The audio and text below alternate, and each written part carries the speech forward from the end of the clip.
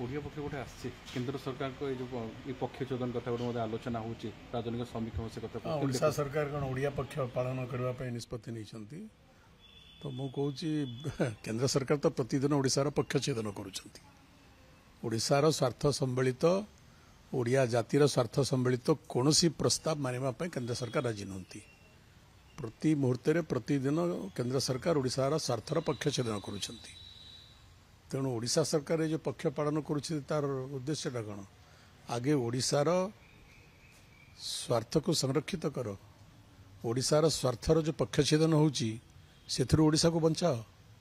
तुम पर गोटे इंजिन सरकार एठी गोटे से इंजिन दिल्ली रे तो गोटे इंजिन आ गोटे इंजिन कहीं पक्ष छेदन करुच्ची केंद्र सरकार प्रतिदिन फेडरल स्ट्रक्चर को नष्ट करुँच संघीय व्यवस्था को नष्ट करुँच एवं ओडिशा भली देखो रेलवे किसी दिन तले पक्ष छेदन कले आमर जो ईस्ट कोस्ट जोन ताको विकलांग करदे पक्ष छेदन कले एवं सरकार हबार 10 मास भितर केते अधिक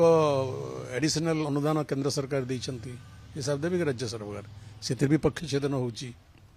तेणु आमे बारंबार जो अन्य ओडिशार स्वार्थ सम्मिलित प्रश्न उत्थापन करुचु शुणुना से पक्ष छेदन होची तेणु प्रति मुहूर्त तो ओडिशार स्वार्थर पक्ष छेदन केंद्र सरकार करुँच से स्वार्थ को राज्य सरकार बंचे पारना सामान इंजिन सरकार तेणु ये ओडिया पक्ष सप्ताह बा मास पालन कर कौन यथार्थता अच्छी आगे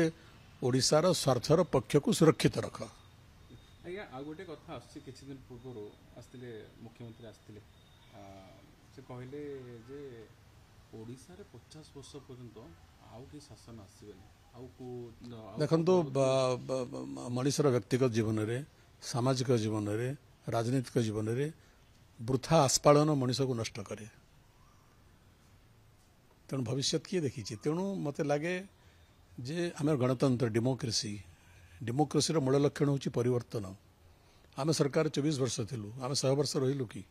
ओडिशावासी परिवर्तन कले आम सादरे ग्रहण करिछु तेणु यही प्रकार विवृत्ति देवा एटा हूँ गणतांत्रिक मानसिकतार परिपंथी।